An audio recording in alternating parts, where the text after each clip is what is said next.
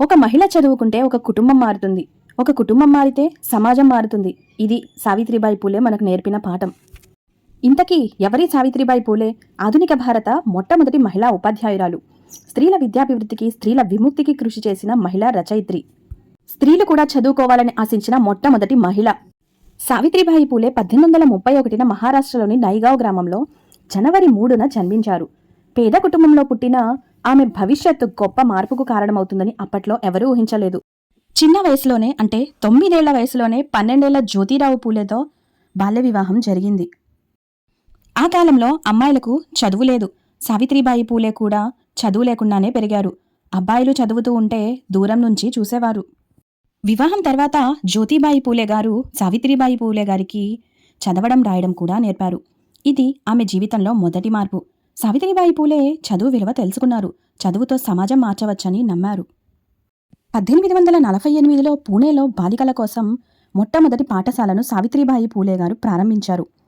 ఇది నచ్చని వాళ్ళు ఆవిడ స్కూలుకు వెళ్లేటప్పుడు రాళ్లు, చెత్త విసరడం, అసభ్య పదజాలం చేసేవాళ్లు.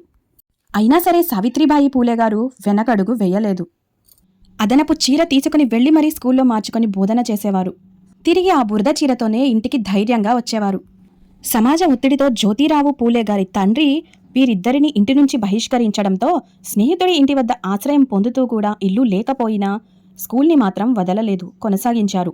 కుల వివక్షతకు వ్యతిరేకంగా దళిత పిల్లలకు కూడా చదువు చెప్పడం ప్రారంభించారు. 1852లో మహిళా సేవా మండల్ పేరిట మహిళా సంఘాన్ని స్థాపించారు. వితంతువుల పట్ల వివక్ష, అక్రమ సంతానం పేరిట శిశు హత్యలకు వ్యతిరేకంగా చాలా పోరాటం చేశారు. అనాథ బాలలను తమ బిడ్డలుగా భావించారు.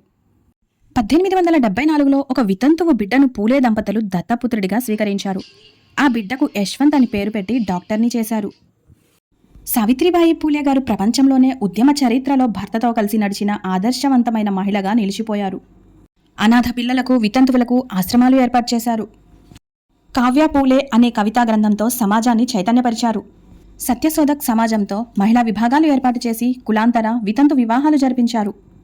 1890లో భర్త జ్యోతిరావు పూలే మరణిస్తే అంత్యక్రియలు జరిపే పద్ధతిలో బంధువులు, దత్తపుత్రుడు గొడవ పడుతుంటే ఆవిడే చితికి నిప్పు అంటించి మరీ అంత్యక్రియలు పూర్తి చేశారు.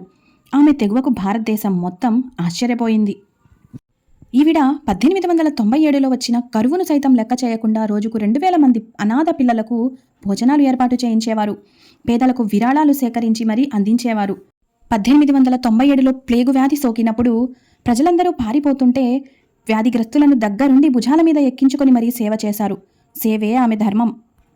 1897 మార్చి 10వ తారీఖున ప్లేగు వ్యాధి సోకిన ఒక పిల్లవాడికి సేవ చేస్తుండగా ఆమెకు ఆ వ్యాధి సోకి మరణించారు.